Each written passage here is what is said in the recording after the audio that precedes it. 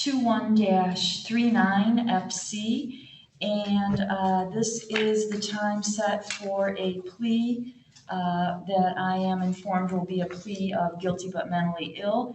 And Mr. Brown, would you raise your right hand, please? Do you solemnly swear or affirm the testimony you're about to give in this matter will be the truth, the whole truth, and nothing but the truth? Yes, ma'am. Thank you. Mr. Brown, you can put your hand down. You have the right to an attorney. You are represented by Mr. Sartz. And Mr. Sartz, as I indicated, this is a plea of guilty but mentally ill to counts 2 and 3. Is that correct? That's correct, Your Honor. Will you waive reading of count 1? We do, Your Honor. Thank you. Ms. Allen, would you read counts 2 and 3, please?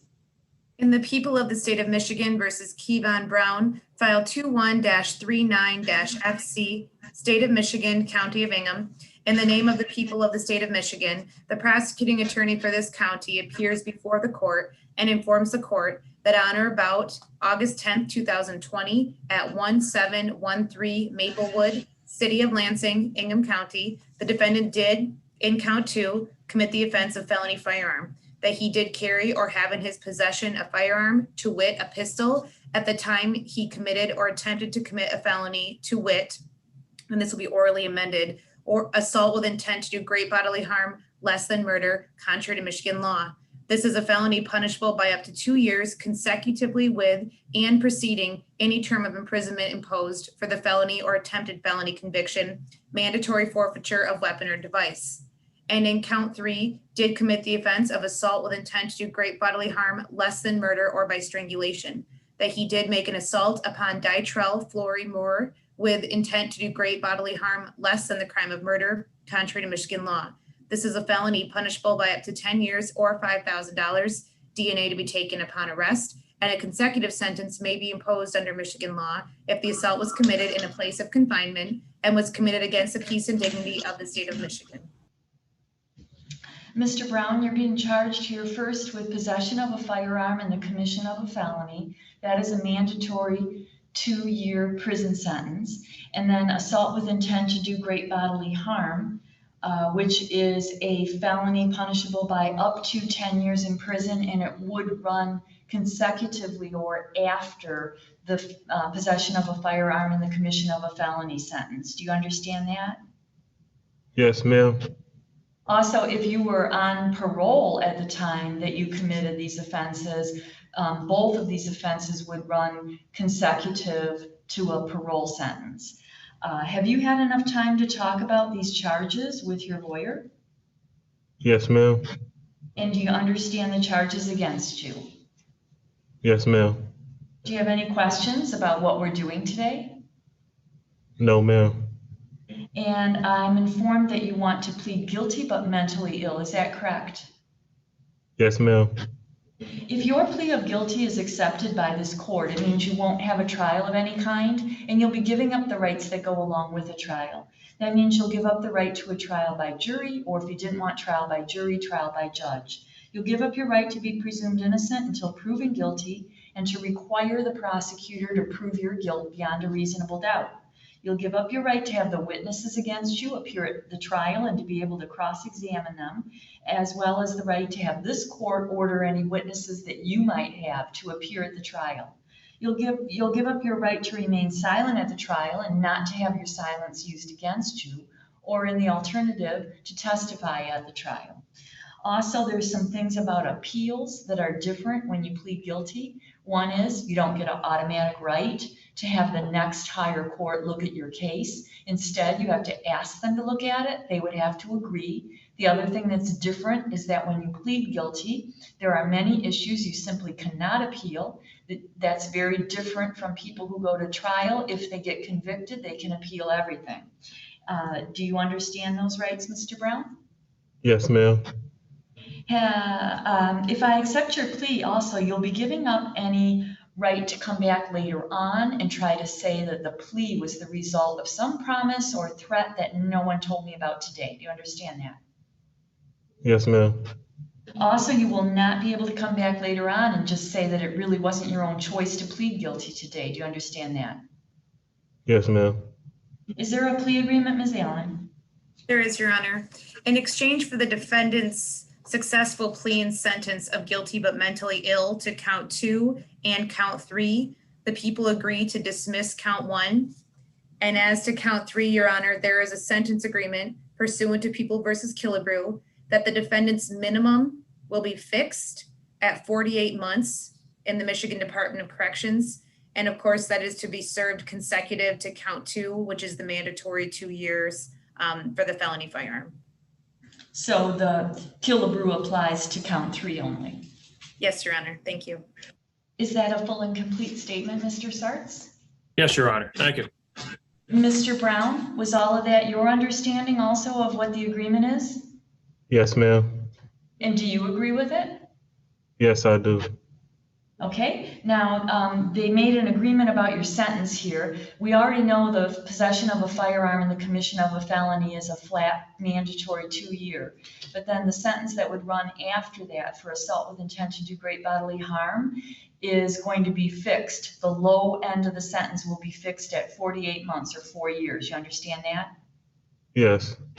Now, if for some reason I disagreed with that by the time of sentencing and I thought you should have more time, I would tell you and I'd give you a chance if I had thought you should have more time to take back this plea and start all over. You understand that? Yes, ma'am. Has anyone promised you anything else in order to get you to plead guilty but mentally ill that has not been stated here today, right now? No, they haven't. Has anyone used any threats to get you to do this? No, they haven't. Is this your own choice? Yes, ma'am. And are you pleading guilty but mentally ill today because you in part believe you are in fact guilty of these 2 offenses? Yes, ma'am. No, say that again. Well, I know you're pleading guilty but mentally ill, but at least for the guilty part, are you pleading guilty because you believe you are guilty of these crimes? Oh, yes, ma'am. But mentally ill? Yes. Okay, so then I think it would be easiest if we started then with the assault. This is count 3. Tell me about what you did on or about August 10th of 2020 regarding Dytrell. Well, I had went for a walk and I came back to the house and he had said something smart to me, and then I went to the bathroom. I came back from the bathroom and I was looking at him, and then I just fired the firearm at him. Okay, so you shot Dytrell? Yes, ma'am. Did you shoot him on purpose? I don't know. I don't think so, but Well, what I mean by on purpose is it wasn't like you accidentally pulled the trigger. You intentionally pulled the trigger is what I'm asking. oh, yes. Okay. And where did you shoot him? And I don't mean where in the house, where on his body? I believe by his eye socket. Okay, so in his head. Yes. Okay, and I think you said pistol or handgun. Is that what you used? Yes, ma'am. Okay, and so that covers count 2 as well. And this happened on Maplewood in Lansing, Ingham County. Does that sound right? Yes, ma'am. Okay, then I think that satisfies the guilty part of the plea. With respect to the mentally ill, I have had an opportunity to review the report from the Center for Forensic Psychiatry dated April 21, 2021. And having reviewed the report and also the basis for the conclusions that the examiner made, I find that Mr. Brown was mentally ill as defined by statute at the time of the commission of these offenses.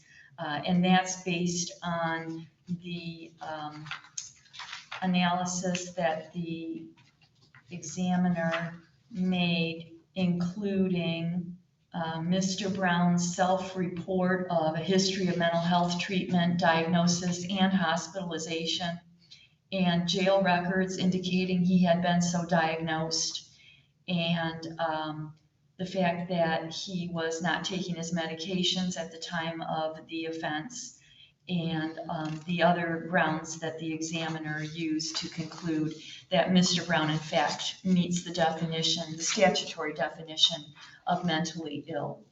It met the definition, I should say, at the time of the commission of the offenses. Has the court complied with MCR 6.302 and 6.303, Ms. Allen? Yes, Your Honor. Mr. Sarts? Thank you, Your Honor. And just to clarify, that I believe the court rule requires the prosecutor's consent for these types of guilty pleas, and we have your consent, correct, Ms. Allen? Yes, thank you.